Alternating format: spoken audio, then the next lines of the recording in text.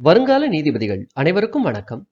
இந்த காணொளியில் நாம் பார்க்க போவது தமிழ்நாடு கேலிவதை தடுப்புச் சட்டம் 1997. ஆங்கிலத்தில் சொல்லணும்னா Tamil Nadu prohibition of ragging act 1997. இது ஏபிபி சிலபஸுக்கு உண்டான ஒரு ஆக்ட், மைனர் ஆக்டில் வரும். இதுலேருந்தும் கேள்விகள் ஏபிபி எக்ஸாம்லையோ சிவில் ஜட்ஜ் எக்ஸாம்லையோ அல்லது டிஸ்ட்ரிக்ட் ஜட்ஜ் எக்ஸாம்லையோ கேட்பதற்குண்டான வாய்ப்புகள் இருக்கு. அதனால ரொம்ப முக்கியத்துவம் வாய்ந்த ஒரு சட்டம். இந்த சட்டத்திற்குண்டான கேட்பொழியை வழங்கி உதவிய திரு ராதா அவர்களுக்கு எனது மனமார்ந்த நன்றிகளை தெரிவித்துக் கொள்கிறேன். இந்த குறிப்பிட்ட சட்டம் சம்பந்தமா உங்களுக்கு ஏதேனும் கேள்விகளோ அல்லது சந்தேகங்களோ இருக்கு அப்படின்னு சொன்னீங்கன்னா நீங்க கட்டாயமா இந்த காணொளிக்கு கீழே இருக்கிற கமெண்ட்ல அதை போடுங்க. அதற்குண்டான பதிலை கொடுப்பதற்குண்டான முயற்சியும் நாங்கள் கட்டாயமா பண்றோம். மேற்கொண்டு யார் யாரெல்லாம் இது வரைக்கும் இந்த சேனலுக்கு சப்ஸ்கிரைப் பண்ணலையோ கட்டாயமா சப்ஸ்கிரைப் பண்ணுங்க. நீங்க சப்ஸ்கிரைப் பண்ணி ஆல் அப்படின்னு ஒரு பட்டன் வரும், அந்த பட்டனையும் நீங்க கிளிக் பண்ணி விடுங்க. நீங்க அதை கிளிக் பண்ணா மட்டும்தான் தொடர்ச்சியா நம்ம இந்த சேனல்ல போடக்கூடிய வீடியோ போட்ட உடனே உங்களுக்கு நோட்டிபிகேஷனா வந்து சேரும். அதனால இது வரைக்கும் சப்ஸ்கிரைப் பண்ணாதவங்க சப்ஸ்கிரைப் பண்ணுங்க. மேற்கொண்டு யார் யாருக்கெல்லாம் அதை நீங்க ஷேர் பண்ணி விட முடியுமோ கட்டாயமா நீங்க ஷேர் பண்ணுங்க. இன்றைக்கு நம்ம பார்க்க போற இந்த சட்டம் Tamil Nadu prohibition of ragging act 1997. இந்த ஆக்ட் நம்பர் 7 ஆஃப் 1997 கொண்டு வராங்க. தமிழ்நாடு கேலிவதை தடுப்பு சட்டம் 1997. அந்த தமிழ்ல எவ்வளவு அற்புதமான வார்த்தையை பயன்படுத்திருக்காங்க பாருங்க. கேலி செய்தல், அதனால் ஒரு நபரை வதைப்பது. நீங்க இன்ஜுரி என்று சொன்னால் உடல் ரீதியான ஹர்ட், உடல் ரீதியாகவோ அல்லது மன ரீதியாகவோ ஒருவரை துன்பப்படுத்துதல், தொல்லைப்படுத்துதல், கேலிவதை செய்தல். பிசிக்கலி ஆர் மென்டலி ஒரு நபர் சஃபர் ஆகிறாருன்னு சொன்னால் அதற்கு யார் காரணமாக இருக்கிறார்களோ அவ்வாறு நபர்களை தடுக்க வேண்டும், தண்டிக்க வேண்டும் என்பதற்காக இந்த சட்டம் கொண்டு வரப்பட்டிருக்கிறது. இந்த சட்டத்தினுடைய வரலாற்று பின்னணியை நாம் சற்று தெரிந்து கொள்ள வேண்டும்.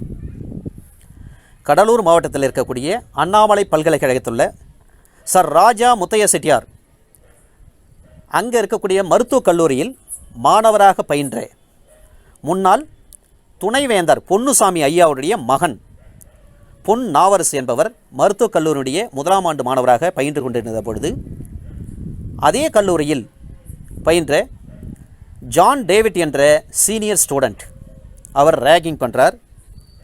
அதன் பிறகு அந்த பையனை அவருடைய அந்த ஹாஸ்டல் ஒரு ரூமில் போட்டு அவரை ரேகிங் பண்ணி, இந்த காரணம் என்னென்னா பொதுவாகவே எந்த ஒரு காலேஜ் இருந்தாலும் சரி சீனியர் என்ன பண்ணுவாங்க, நிறைய ரேக் பண்ணுவாங்க. அப்படி ரேக் பண்ணுறப்ப இந்த இடத்துல என்ன நடந்துன்னா பொன் அவரசை தன்னுடைய உடைகளை அவிழ்க்குமாறும் அப்புறப்படுத்துமாறும், அது மட்டும் இல்லை ஜான் டேவிட்னுடைய ஷூ இருக்குது பாருங்கள், அந்த ஷூ நாக்கால நக்குன்னு சொல்கிறார். நாக்கால சுத்தப்படுத்தணும், லிக் பண்ணுங்க அப்படின்னு சொல்கிறார். இந்த ரேகிங்னுடைய அக்ரவேட்டட் ஃபார்மாக தான் அதுக்கு அவர் he was not obeyed that condition which was imposed by the John David. அதன் பிறகு அந்த மாணவனை அந்த ஹாஸ்டல் அறைக்குள்ளே அவனை கடத்திட்டு போயிட்டு அவனை துண்டு துண்டாக வெட்டி, ஏன்னா மெடிக்கல் ஸ்டூடெண்ட்ஸ்னு சொன்னாங்க, அவங்களுடைய இன்ஸ்ட்ருமெண்ட்ஸ், அவங்களுடைய சிசர்ஸ் எல்லாமே எல்லாம் தேன் இரும்பால் செய்யப்பட்டிருக்கும், ரொம்ப ஷார்ப்பாக இருக்கும். இரும்பில் பார்த்தீங்கன்னா 4 வகையான இரும்புகள் இருக்குது. அதில் தேன் இரும்பால் செய்யப்பட்ட அந்த உபகரணங்கள் மிகவும் ஷார்ப்பாக இருக்கும். அந்த உபகரணத்தினால் அவர் உடலை துண்டு துண்டாக வெட்டி சூட்கேஸில் அடைச்சி ஒவ்வொரு சூட்கேஸும் ஒவ்வொரு பாடியும் ஒவ்வொரு ஏரியாவில் டிஸ்போஸ் பண்ணிட்டாங்க. இந்த வழக்கை பொறுத்தவரை கடலூர் செஷன்ஸ் கோர்ட் விசாரிக்கிறாங்க. விசாரித்து அவருக்கு இரட்ட ஆயுள் தண்டனை கொடுக்குறாங்க. அதன் பிறகு இந்த வழக்கு மேல்முறையீடு சென்னை உயர்நீதிமன்றம் போகிறது. உயர்நீதிமன்றத்தில் circumstantial evidence is a piece of, அதை பார்த்தீங்கன்னா it is a weak point evidence.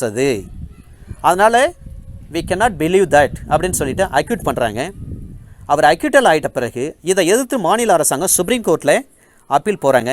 அங்கே கிரிமினல் அப்பீல் நம்பர் 384 ஆஃப் 2002 இந்த நம்பரில் அப்பீல் போகிற பிறகு அங்கே நீதி அரசர்களாக இருந்த மாண்புமிகு நீதியரசர்கள் தல்வார் பண்டாரி, இவங்க 2 நீதியரசர்கள், இந்த 2 நீதியரசர்களும் இதற்கு ஒரு தீர்ப்பு கொடுத்தாங்க. தல்வார் பண்டாரி தான் இந்த தீர்ப்பை வழங்கினார். முகுந்தன் காம் ஷர்மா, இந்த 2 நீதியரசர்கள் இன் கிரிமினல் அப்பீல் நம்பர் 384 ஆஃப் 2002.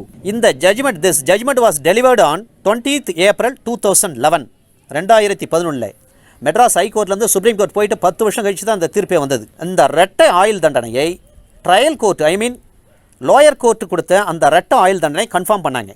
அதில் ஒரு விஷயத்தை என்ன சொன்னாங்கன்னா, சுப்ரீம் கோர்ட்டில் ஒரே ஒரு வாய்ப்பு மட்டும்தான் ஜான் டேவிட்டுக்கு பாசிட்டிவாக கிடைச்ச ஒரே ஒரு வாய்ப்பு. அதில் என்ன சொன்னாங்கன்னா, ட்ரையல் கோர்ட் ஆகிய கடலூர் செஷன்ஸ் கோர்ட் வழங்கிய தீர்ப்பு கான்சிக்யூட்டிவாக அப்படின்னு சொல்லிட்டாங்க. அதாவது கான்சிக்யூட்டிவ் மீன்ஸ் ஒரு தண்டனை முடிந்து, ஒரு தண்டனை காலம் பீரியட் முடிந்து அடுத்த தண்டனை காலம் தொடங்கணும். ஒரு அஃபென்ஸுக்கு ஒரு தண்டனை காலம், அந்த தண்டனை காலம் 10 வருஷம்னா 10 வருஷம் முடிஞ்சிடும். அடுத்த செக்ஷனில் வந்து ஐபிஎஸ்சில் எந்த செக்ஷன் மேட் அவுட் ஆகுதோ அந்த செக்ஷனுக்கு என்ன தண்டனையோ அந்த தண்டனையை அதுக்கு அடுத்ததுலேருந்து அனுபவிக்கணும். ஃபஸ்ட்டு பீரியடு ஒரு லைஃப் சென்டென்ஸ், அதன் பிறகு செகண்ட் பீரியடு ஒரு லைஃப் சென்டென்ஸ். இதை நீங்கள் அனுபவித்தாங்கன்னா அடுத்து அனுபவிக்கணும் அப்படின்னு சொன்னாங்க. ஆனால் சுப்ரீம் கோர்ட் கடலூர் செஷன்ஸ் நீதிமன்றம் வழங்கிய அந்த தீர்ப்பில் சுப்ரீம் கோர்ட் என்ன சொன்னாங்கன்னா, கான்சிக்யூட்டிவ் தேவையில்லை, கன்கரன்ஸே போதும் அப்படின்னு சொல்லிட்டாங்க.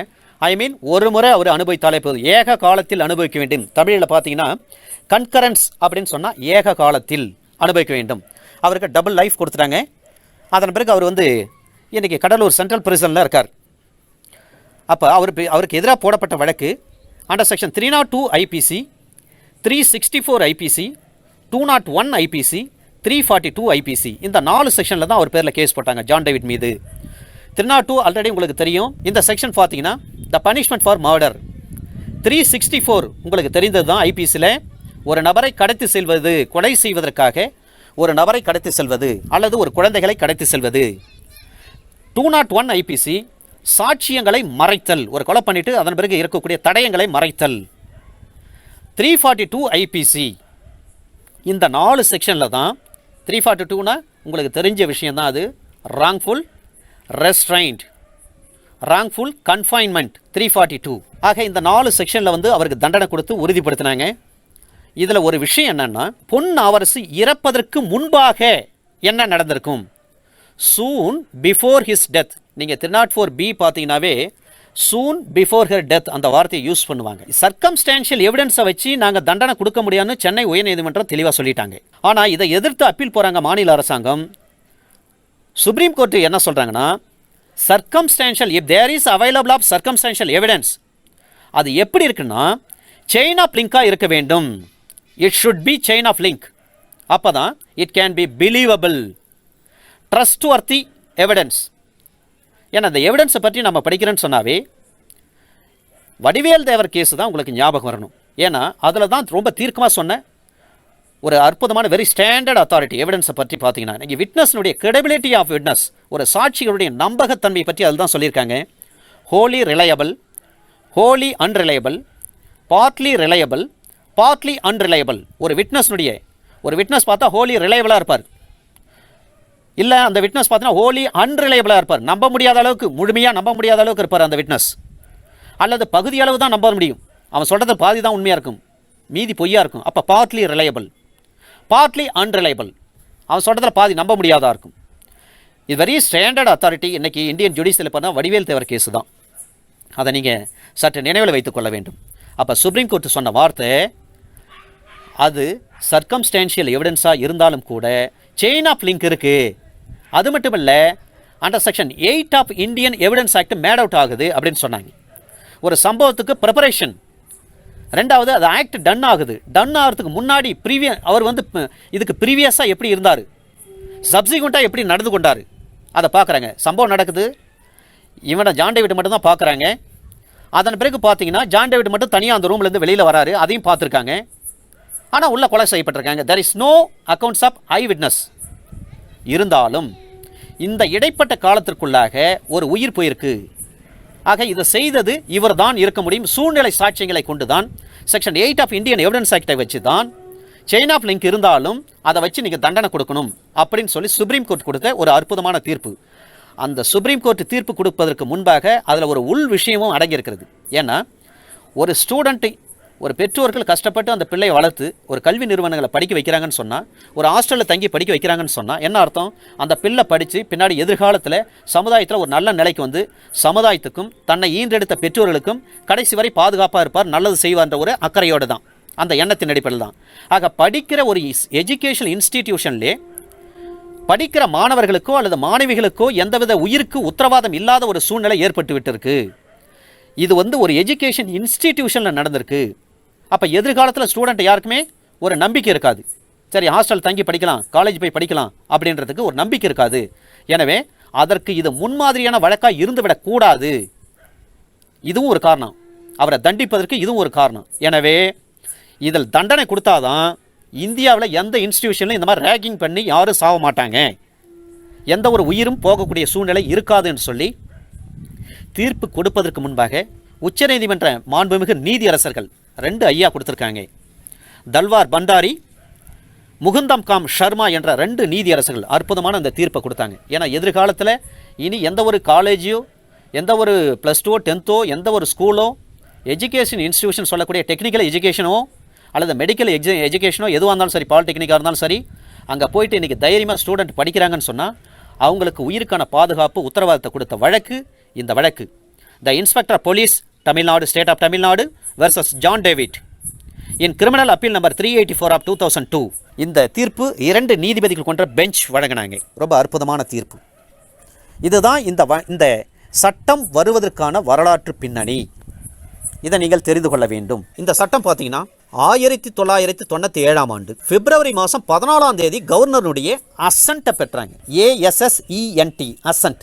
அசன்ட்னா அவர் ஒப்புதல், அவர் கையெழுத்து போடுறாரு. பொதுவாக கான்ஸ்டியூஷன் ஆஃப் இந்தியாவில் குடியரசுத் தலைவர் ஒரு மசோதாவிற்கு கையெழுத்து போட்ட பிறகுதான் அந்த மசோதா can be converted into act. அதுவரை அதை எப்படி we can call it as மசோதா, பில், ஆங்கிலத்தில் பில் என்று சொல்வார்கள். we can call it as bill. ஒரு பில் பாஸ் ஆகுது பார்லிமெண்ட்ல, அப்ப ராஜ்யசபா இருக்கு, லோக்சபா இருக்கு, ஐ மீன் மக்களவை, மாநிலங்களவை. அங்க இன்ட்ரோடியூஸ் பண்ணாங்கன்னா மக்களவை போயிட்டு கன்சென்ட் வாங்குவாங்க. அதே மாதிரி மக்களவையில் இன்ட்ரோடியூஸ் பண்றாங்கன்னா மாநிலங்களவை கன்சென்ட் வாங்குவாங்க. 2 அவையும் பெரும்பான்மையா சிம்பிள் மெஜாரிட்டி இருந்தால் போதும். பெரும்பான்மையா ஓகே ஒப்புதல் சொல்லிட்டாங்கன்னா அதை அப்படியே குடியரசுத் தலைவருக்கு ஃபார்வர்ட் பண்ணுவாங்க, ரெஃபர் பண்ணுவாங்க. குடியரசுத் தலைவர் தன்னுடைய ஒப்புதலை அளிப்பார், ஐ மீன் கையெழுத்து போடுவார், அசன்ட்டை கொடுப்பார். அந்த இடத்துல சிக்னேச்சர் பண்றான்னு சொல்லக்கூடாது, அசன்ட் என்ற வார்த்தை தான் பயன்படுத்திருக்காங்க சட்டத்தில். அப்ப எந்த ஆர்டிகல் கீழே அவர் கொடுக்கிறார் அதை நாம் தெரிந்து கொள்ள வேண்டும். அண்டர் ஆர்டிகல் 111 சில நண்பர்கள்லாம் சற்று ஜோக்கா சொல்லுவாங்க, ஒரு ஆக்ட் பாஸ் ஆகி குடியரசுத் தலைவர் கையெழுத்து போட்டார்னா நாட்டு மக்களுக்கு பட்ட நாமத்தை போட்டுருவாரு அப்படின்ற மாதிரி ஜோக்கா சொல்லுவாங்க. அது ஜோக்கா தான் நீங்கள் எடுத்துக்கணும், சீரியஸாக எடுத்துக்கூடாது. எதுக்காகனா அந்த 3 ஒன்றை நீங்கள் மறக்கக்கூடாது. 111 அண்டர் ஆர்டிகல் 111 தான் குடியரசுத் தலைவர் ஒரு பில்லுக்கு கையெழுத்து போட்ட பிறகு தட் பில் ஆட்டோமேட்டிக்கலி அது கன்வெர்ட் ஆகும், ஒரு ஆக்டாக மாறும். அதை போல தான் இங்கே நம்முடைய மாநில கவர்னர் அவர்கள் இதற்கு ஒப்புதல் கொடுத்தார். 1997 பிப்ரவரி 14 கவர்னர் அவர்கள் இந்த சட்டத்திற்கு ஒப்புதல் கொடுத்தார். கேலிவதை தடுப்பு சட்டம் 1997. இதை நீங்கள் தெரிந்து கொள்ள வேண்டும். இந்த டோட்டலி 9 செக்ஷன்ஸ் ஆர் தேர். மொத்தமாக இதில் பார்த்தீங்கன்னா 9 சட்டப்பிரிவுகள் தான் இருக்குது. 9வது சட்டப்பிரிவு ரிப்பீல் ஆகி போச்சு, ரிப்பீல் அண்ட் சேவிங்ஸ். 14/2 திங்கட்கிழமை தான் இந்த ஆக்ட் பாஸ் ஆகுது. Assent from Tamil Nadu governor which was published. எதை முன்னிட்டு ஒரு கேள்வி. 48வது குடியரசு தினத்தை முன்னிட்டு இந்த சட்டத்தை தமிழ்நாடு சட்டமன்றத்தில் கொண்டு வந்தாங்க. இந்த சட்டம் அஸ் யூஷுவலாக உங்களுக்கு தெரியும் 9 சட்டப்பிரிவுகள் இருக்கிறது. 9வது ரிப்பீல் ஆகி போச்சு. இப்போ இருக்கிறது 8 சட்டங்கள் தான், சட்டப்பிரிவுகள் தான் இருக்கிறது. அவற்றை 1 by 1 நாம் கடந்து செல்லலாம். இந்த சட்டம் எப்பொழுது அஸ் யூஷுவலாக உங்களுக்கு தெரிஞ்சது செக்ஷன் 1ன்னு சொன்னாவே அந்த செக்ஷன் 1னுடைய எக்ஸ்டென்ட் என்ன, அது எப்பொழுது நடைமுறைப்படுத்தப்பட்டது, இந்த விஷயங்களை தான் சொல்லுவாங்க. நார்மலாக உங்களுக்கு தெரிந்த விஷயம் தான் இது. இந்த சட்டத்துடைய பெயர் என்ன? This act may be called the Tamil Nadu prohibition of ragging act 1997. Under section 1 படி இந்த சட்டத்தை தமிழ்நாடு கேலிவதை தடுப்பு சட்டம் 1998 என்று அழைக்க வேண்டும். This act may be called the Tamil Nadu prohibition of ragging act 1997. சரிங்க, இந்த சட்டம் எதுவரையிலும் செல்லும்? இது தமிழ்நாடு சட்டம். எனவே it extends to the whole of Tamil Nadu. Tamilagam முழுவதும் இந்த சட்டம் செல்லும். அதே போல இந்த சட்டத்தை எப்பொழுதிலிருந்து நடைமுறைக்கு வந்ததாக நாம் எடுத்துக்கொள்ள வேண்டும்?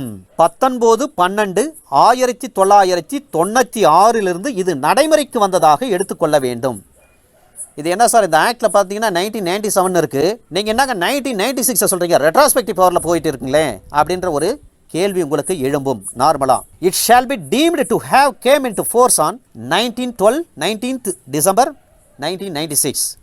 19/12/1996 இந்த சட்டம் நடைமுறைப்படுத்தப்பட்டதாக எடுத்துக்கொள்ள வேண்டும். இதை படிக்கின்ற பொழுது இந்திய அரசியலமைப்பு சட்டம் எந்த வருடத்திலிருந்து நடைமுறைப்படுத்தப்பட்டது? இது ஒரு கேள்வி. நாம் நார்மலாக படிக்கின்ற பொழுது தி கான்ஸ்டியூஷன் ஆஃப் இந்தியா 1950 என்று தான் நாம் படிக்கின்றோம். ஆனால் அந்த சட்டம் இயற்றப்பட்டு பாராளுமன்றத்தில் மேதை அம்பேத்கர் அவர்களால் அங்கே தாக்கல் செய்யப்பட்ட அன்ற வாத பிரதிவாதங்கள்லாம் நடந்து முடிஞ்சு அந்த சட்டத்தை அங்கீகரித்த அன்றைய தினமே 3 அரசியலமைப்பு ஷரத்துகள் நடைமுறைக்கு வந்தது. இதை மறந்து விடக்கூடாது. ஆனால் நாம் என்ன படிக்கிறோம்? 1950லேருந்து தான் வந்து constitution of India 1950 came into force அப்படின்னு நாம் நினைக்கிறோம். ஆனால் எப்பொழுது 26 நவம்பர் 1949 கையெழுத்து வாங்குறோம் இல்லைங்களா? அதன் பிறகு 50 தான் நடைமுறைப்படுத்துகிறோம். ஆனால் கையெழுத்து வாங்கின அன்றைய தினமே 3 ஷரத்துகள் நடைமுறைப்படுத்தப்பட்டது. அதை நீங்கள் மறக்கக்கூடாது. அதை போலத்தான் இந்த சட்டத்திலையும் செக்ஷன் 1ல் சொல்கிறாங்க, it shall be deemed to have game into force on 19th December 1996. எப்போங்க அசன்ட் வாங்குறதுக்கு முன்னாடி இந்த விஷயங்கள் நடைமுறைப்படுத்தப்பட்டதாக எடுத்துக்கொள்ள வேண்டும். இதை படிக்கின்ற பொழுது உங்களுக்கு கான்ஸ்டியூஷன் ஆஃப் இந்தியா நினைவில் வரணும். செக்ஷன் 2. சார் ரேகிங்னா என்ன சார்? இதான் கேள்வி. பொதுவாக செக்ஷன் 2 பார்த்தீங்கன்னா டிஃபைனிங் செக்ஷன், வரையறை கொடுத்துருப்பாங்க. பொருள் விளக்கம், பொருள் வரையறைகள் பற்றி இந்த சட்டத்தில் தெளிவாக சொல்லப்பட்டிருக்கிறது. ரேகிங்னா என்ன சார்? இது ஒரு கேள்வி. அதாவது கேலி வதை செய்தால் என்றால் என்ன? இந்த சட்டம் எதுக்காக கொண்டு வர, for what purpose this act was enacted by the assembly, Tamil Nadu அசம்பிளின்னு பார்த்தீங்கன்னா கல்வி நிறுவனங்களில் ரேகிங் என்ற ஒரு போர்வையில் மாணவர்களோ அல்லது மாணவிகளோ ஒரு துளியளவும் துன்பப்படக்கூடாது என்பதற்காக, அவ்வாறு நிகழும் பட்சத்தில் அதை தடுத்து நிறுத்த வேண்டும், முன்கூட்டியே தடுத்து நிறுத்த வேண்டும் என்பதற்காக ஒரு உயரிய நோக்கத்தில் தமிழ்நாடு சட்டமன்றம் இந்த சட்டத்தை ஏற்றினாங்க. இன்னொரு பெரிய விஷயம் என்னன்னா, இந்த சட்டத்தை முத தமிழக அரசு தான் ஏற்றினாங்க இந்தியாவிலே. அது ஒரு சிறப்பான ஒரு நம்முடைய சட்டமன்றத்துக்கு அந்த சிறப்புத்தன்மை உண்டு, அந்த சிறப்பு உண்டு. Tamil Nadu prohibition of ragging act 1997 இந்த சட்டத்தை இந்தியாவில் முத தமிழ்நாடு தான் ஏற்றினாங்க. இதை பார்த்து தான் இந்தியாவில் உள்ள ஒவ்வொரு மாநிலமும் Kerala ragging act, Karnataka ragging act, Maharashtra ragging act, Punjab ragging ஆக்ட்னு கொண்டு வந்தாங்க. இன்னொரு தமிழ்நாடு சட்டமன்றத்துக்கு ஒரு சிறப்பு இருக்கிறது. டான்பிட் ஆக்ட் வந்தது தமிழ்நாடு அரசாங்கம் தான் தமிழ்நாடு சட்டமன்றத்தில் முதலாக இயற்றப்பட்ட சட்டம். அந்த டான்பிட் ஆக்டை பார்த்து தான் ரிசர்வ் பேங்க் ஆஃப் இந்தியா என்ன பண்ணாங்க, அதனுடைய கவர்னர், ரிசர்வ் பேங்க் ஆஃப் இந்தியாவுடைய கவர்னர் எல்லா மாநிலத்துக்கும் கடிதம் எழுதினார். தமிழ்நாடு அரசும் ஒரு நல்ல சட்டம் ஏற்றிருக்காங்க டான்பிட் ஆக்டு, அதே மாதிரி நீங்கள் உங்கள் ஒவ்வொரு மாநிலத்திலும் நீங்கள் உங்களுக்கு தகுந்த மாதிரி நீங்கள் சட்டம் ஏற்றிக்கலாம் அப்படின்னு ரிசர்வ் பேங்க் கவர்னர் வந்து ஒரு லெட்டர் கொடுத்தார், எல்லாருக்கும் கடிதம் எழுதினார். அதன் விளைவாக தான் Kerala bit act, Andhra bit act, Karnataka bit act, Maharashtra bit act, Delhi bit act அப்படின்னு நிறைய ஆக்ட் எல்லாம் ஏற்றினாங்க. பிறகு சேர்த்து இதெல்லாம் வந்து அண்டர் ஆர்டிகல் 21க்கும் 14க்கும் இதெல்லாம் வந்து எகென்ஸ்டாக இருக்குது, வயலேட் பண்ணுது அப்படின்னு சொன்னாங்க. சுப்ரீம் கோர்ட் அதில் நல்ல தீர்ப்பு கொடுத்தாங்க. சுப்ரீம் கோர்ட் கொடுத்த தீர்ப்பை விட என்னை பொறுத்தவரை சென்னை உயர்நீதிமன்றம் நீதியரசர் ஐயா பிடி தினகரன் அவர் தான் வந்து எல்லா கோர்ட்டு தீர்ப்பையும் எடுத்தார். பாம்பே ஹைகோர்ட் ஃபுல் பெஞ்ச் கொடுத்த தீர்ப்பு எடுத்தார், பஞ்சாப் கோர்ட்டு தீர்ப்பு எடுத்தார், டெல்லி ஹைகோர்ட் தீர்ப்பு எடுத்தாருங்க, கேரளா கர்நாடகா கோர்ட்டு தீர்ப்பு, எல்லா கோர்ட்டு தீர்ப்பு எடுத்து அலசி ஆராய்ஞ்சி அற்புதமான சட்டம், இந்த சட்டம் வந்து வயலேட் பண்ணலன்னு சொல்லி ரொம்ப ஒரு தீர்க்கமான அற்புதமான ஒரு ஜட்ஜ்மெண்ட்டை கொடுத்தாரு நீதியரசர் ஐயா பிடி தினகரன் அவங்க தான் இதுக்கு போராடி வாங்கி கொடுத்த. உண்மையிலே நம்ம நன்றி சொல்லுன்னு சொன்னால் அப்போதைக்கு இருந்த அட்வொகேட் ஜெனரல் உயர்திரு ஐயா விடுதலை அவருக்கு தான் நன்றி சொல்லணும். ரொம்ப அதை அந்த தீர்ப்பில் கூட சொல்லியிருப்பார் நீதியரசர் ஐயா பிடி தினகரன் சொல்லியிருக்கார். இதுக்கு இவ்வளோ கஷ்டப்பட்டு எவ்வளோ விஷயங்கள் திரட்டி நிறைய பேர் வந்து அதுக்கு உதவி செஞ்சுதாங்க. அமிக்கஸ் குரியாவும் நிறைய பேர் ஒர்க் பண்ணியிருக்காங்க. அவங்களுக்கெல்லாம் நன்றி சொல்லி அட்வொகேட் ஜெனரல் ஒரு உயர்திரு விடுதலை ஐயாவுக்கும் நன்றி சொன்னாங்க. ரொம்ப அற்புதமான ஒரு சட்டம். அந்த சட்டம் எப்படி டான்பிட் ஆக்ட் தமிழ்நாடு தான் ஏற்றினாங்க. அதே போலவே இந்த ப்ராகிபிஷன் ஆஃப் ரேகிங் ஆக்ட்டும் தமிழ்நாடு தான் ஏற்றினாங்க. இந்த 2 ஆக்டும் தமிழ்நாடு மாநில சட்டமன்றத்துக்கு பெருமை சேர்த்த ஒரு ஆக்ட், அதை மறக்கக்கூடாது நீங்கள். ரைட். செக்ஷன் 2 பார்த்தீங்கன்னா இந்த ஆக்ட் படி ரேகிங்னா என்ன, ஐ மீன் கேலிவதை செய்தால் என்றால் என்ன? இந்த கேலிவதை எங்கே நடக்கிறது? கல்வி நிலையம். ஃபர்ஸ்ட் பாயிண்ட், அது ஒரு எஜுகேஷன் இன்ஸ்டிடியூஷனாக இருக்கணும்.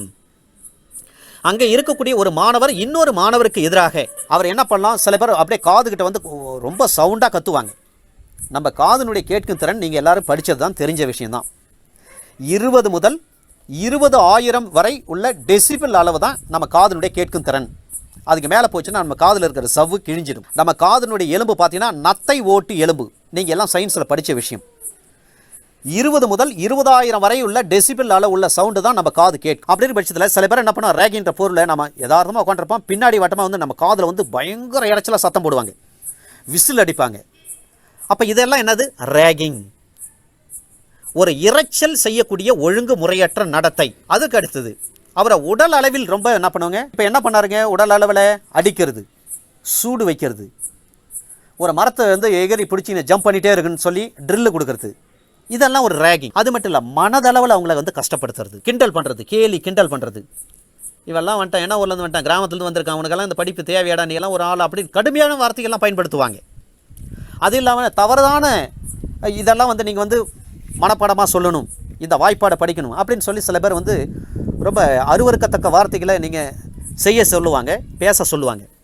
இது போன்ற உடல் ரீதியாகவோ அல்லது மனதளவிலோ கேட்டினை உருவாக்குவதற்கு அல்லது சில பேருக்கு ஒரு ஃபியர்னஸ் ஏற்படுத்துவாங்க, பயத்தை உண்டு பண்ணுவாங்க. அதாவது டீசிங், அபியூசிங், அது மட்டும் இல்லை, பிளேயிங் ப்ராக்டிக்கல் ஜோக்ஸ், அது மட்டும் இல்லை, காசிங் ஹர்ட்.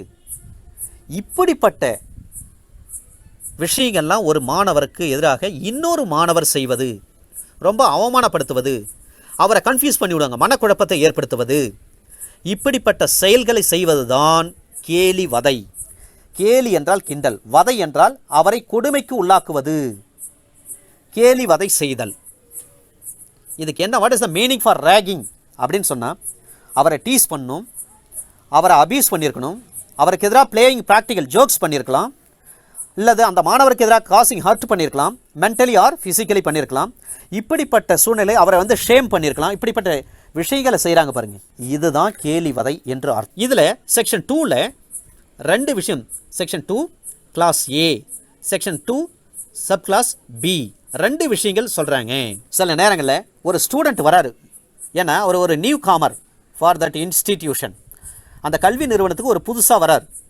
அவரை என்ன செய்வாங்கன்னா, ரொம்ப குறும்புத்தனமாக ஏதாவது சேட்டை பண்ணுறது, அவரை ரொம்ப வெறுப்பூட்டுறது, இப்படி தவறாக யாராவது பயன்படுத்துகிறாங்கன்னா அவர்கிட்ட செஞ்ச அந்த குறும்புத்தனமான விளையாட்டோ, அவர் பேரில் என்ன பண்ண, திடீர்னு ஒரு ஓனான் ஓடும், இல்லை ஒரு கல் எடுத்து போடுவாங்க, உன் தலையில் பாரு ஏதோ பூச்சி விடுது அப்படின்னு சொல்லி ஏதாவது பண்ணுவாங்க, ஒரு செடி எடுத்து போடுவாங்க, ஒரு தழை எடுத்து உடம்புல தடவுவாங்க, உடம்பெல்லாம் அரிக்கும்.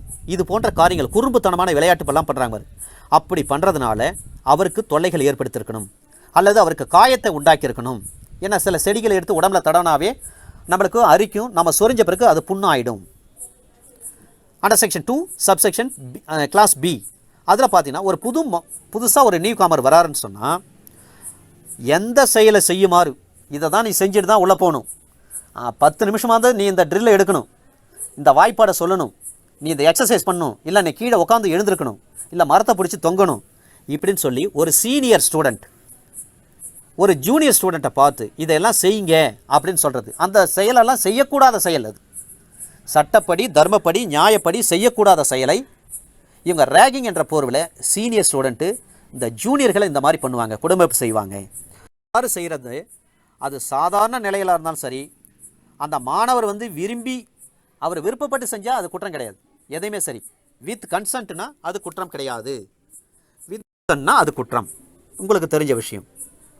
அப்படி செய்யுமாறு ஒருத்தரை வற்புறுத்தினால், ஒருத்தர் ரொம்ப கம்பல் பண்ணால், ஒரு சீனியர் ஸ்டூடெண்ட்டு ஒரு ஜூனியரை கம்பல் பண்ணி இதை செஞ்சே ஆகணும், இல்லை உன்னை விட மாட்டேன், கிளாஸ்க்குள்ளே போக முடியாது அப்படின்னு சொல்கிறாங்கன்னா அதெல்லாம் அஃபென்ஸ். இது எல்லாமே ரேகிங் என்ற போர்வைக்குள் வரும், ரேகிங் என்ற வரையறைக்குள் வரும்.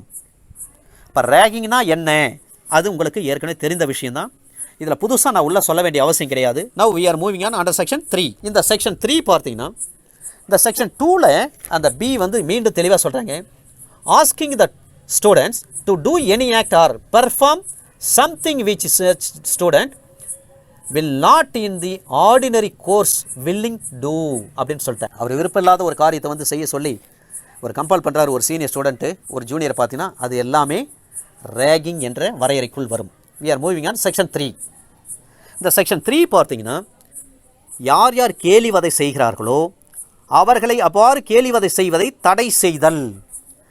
Ragging within or without any educational institution is prohibited. எந்த ஒரு கல்வி நிறுவனமாக இருந்தாலும் சரி, அவற்றில் ரேகிங் யார் பண்ணுறாங்களோ அந்த கல்வி நிறுவனத்திற்குள்ளாக அது வித்தவுட் எனி எஜுகேஷனல் இன்ஸ்டிடியூஷன், அது கல்வி நிறுவனம் இல்லாத ஒரு பட்சத்தில் அங்கே ரேகிங் பண்ணிங்கன்னா அது எல்லாமே those are all prohibited under this act. Section 3 படி இங்கே 3 வந்து எப்படி ப்ராஹிபிஷனோ அதே போல் தான் உமன் ஹராஸ்மெண்ட்லேயும் செக்ஷன் 3 ப்ராஹிபிஷன், அதை மறக்கக்கூடாது. Section 4 under section 4 penal provision. அதே மாதிரி உமன் ஹராஸ்மெண்ட்லேயும் செக்ஷன் 4 பீனல் ப்ரொவிஷன், இங்கேயும் பீனல் ப்ரொவிஷன் அண்டர் செக்ஷன் 4 தான். Whoever directly R indirectly commits, யாராவது நேரடியாகவோ அல்லது மறைமுகமாகவோ இது போன்ற கேலிவதை செய்கிறாங்கன்னு சொன்னால், இது போன்ற குற்றத்தை செய்கிறாங்கன்னு சொன்னால், அல்லது அந்த குற்றத்துக்கு உடந்தையாக இருக்கும் நபர்களும், ஒரு சீனியர் ஸ்டூடெண்ட் பண்ணுறப்ப கூட 2-3 சீனியர் ஸ்டூடெண்ட்டு சேர்ந்து வந்துட்டு சிரிப்பாங்க, கை தட்டுவாங்க, விசில் அடிப்பாங்க, அவங்க சந்தோஷப்படுவாங்க. நம்ம கஷ்டப்படுறத பார்த்துட்டு அந்த சீனியர் ஸ்டூடெண்ட் ஒருத்தர் பண்ணுவார், அவர் கூட 2-3 ஃப்ரெண்ட்ஸ் இருப்பாங்க.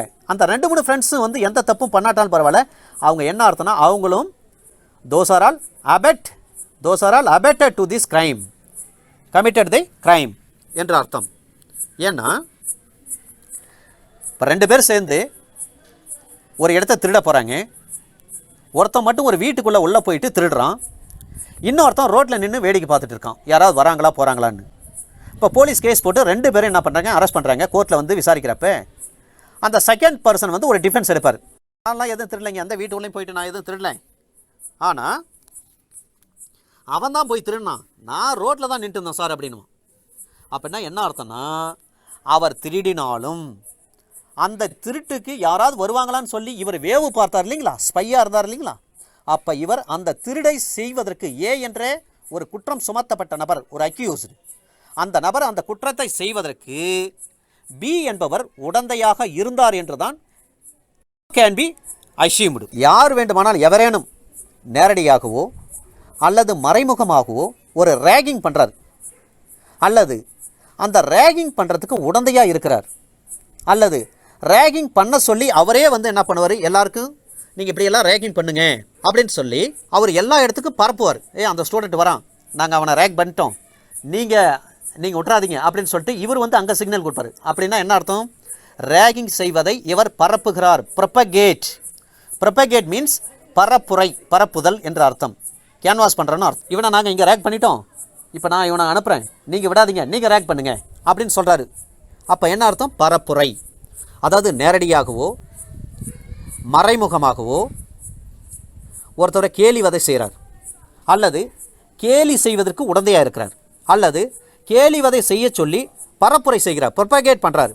அப்படி ப்ரொபகேட் பண்ணாலும், உடந்தையாக அபெட்டாக இருந்தாலும், அல்லது நேரடியாக ஈடுபட்டாலும், அல்லது மறைமுகமாக ஈடுபட்டாலும், அல்லது இந்த கேலிவதை செய்வதற்கு உடந்தையாக இருக்கிறார், இப்படிப்பட்ட நபர்கள் எல்லாம் இந்த சட்டத்தின்படி தண்டிக்கப்படுவார். Those persons shall be punished with imprisonment for a term which may extend to 2 years and shall be liable to 10,000 rupees. தெளிவாக சொல்லியிருக்காங்க. 2 ஆண்டு காலம் சிறை தண்டனை, அது மட்டுமல்ல 10,000 ரூபாய் வரை அபராதம் விதிக்கப்படும். ஆர் கிடையாது, அண்டு தான் போட்டிருக்காங்க இந்த ஆக்டில். அப்போ செக்ஷன் 4 படி ரேக் பண்ணுறான்னு சொன்னால் அண்டர் செக்ஷன் 4 அவருக்கு என்ன பண்ணுவாங்க, தண்டனை கொடுப்பாங்க. அந்த தண்டனை எப்படி இருக்கும், அந்த தண்டனை under section 4 of the ragging act அதன்படி 2 ஆண்டு காலம் இவ்வாறு நேரடியாகவோ மறைமுகமாகவோ ரேகிங் பண்ணுறாருனா, அல்லது ரேகிங் பண்ணுறதுக்கு உடந்தையாக இருந்தார்னா, அல்லது ரேகிங் பண்ண சொல்லி ஒரு ப்ரொபகேட் பண்ணுறாரு, பரப்புரை பண்ணுறாருன்னா அவருக்கு 2 ஆண்டு காலம் சிறை தண்டனை வழங்கப்படும். அதோடு மட்டுமின்றி 10,000 ரூபாய் வரை அபராதம் விதிக்கப்படும் under section 4 of this act, ragging act படி. அப்போ கேஸ் போடுறாங்கன்னா எந்த செக்ஷனில் போடுவாங்க, செக்ஷன் 4 தான் கேஸ் போடுவாங்க. Section 5 the dismissal of student.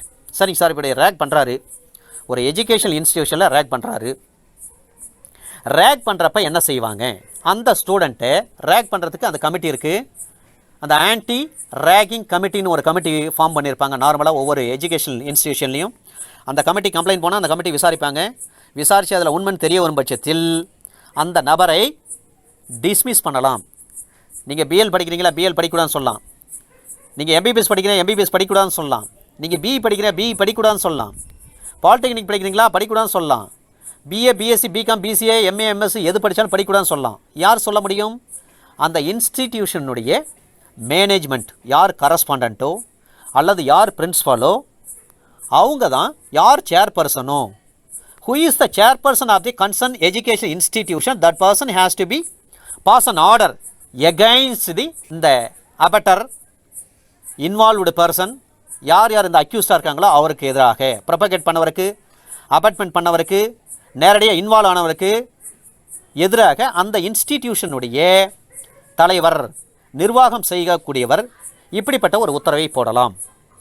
Under section 5 of this act படி dismissal of student, any student convicted, தண்டிக்கப்பட்டிருந்தால், ஏன்னா விசாரணை வந்து உண்மைன்னு தெரிய வரும் பட்சத்தில் of an offence under section 4 shall also be dismissed from the educational institution and such student shall not be admitted in any other educational institution. Section 5ல என்ன செய்கிறாங்கன்னா, செக்ஷன் 4 படி அவர் தண்டிக்கப்பட்டுட்டார். அவ்வாறு இருக்கும் பட்சத்தில் அந்த மாணவரை அந்த கல்வி நிறுவனம் என்ன பண்ணுவாங்கன்னா டிஸ்மிஸ் பண்ணிடுவாங்க. டிஸ்மிஸ் பண்ணது மட்டுமல்ல, அந்த டிஸ்மிஸில் ஒரு விஷயம் இருக்குது. அவர் டிஸ்மிஸ் பண்ணிட்டார்னா, ஒரு பிஏ படிக்கிற ஸ்டூடெண்ட்டு செக்ஷன் 4 படி தண்டிக்கப்பட்டார். 2 வருஷம் சிறை தண்டனை, 10,000 ரூபாயிலே ஃபைன் போட்டாங்க ஒரு கோர்ட்டு. அப்போ அந்த ஸ்டூடெண்ட்டை என்ன பண்ணலாம், அந்த எஜுகேஷன் இன்ஸ்டிடியூஷன்லேருந்து அவரை டிஸ்மிஸ் பண்ணிடலாம், நீக்கி விடலாம்.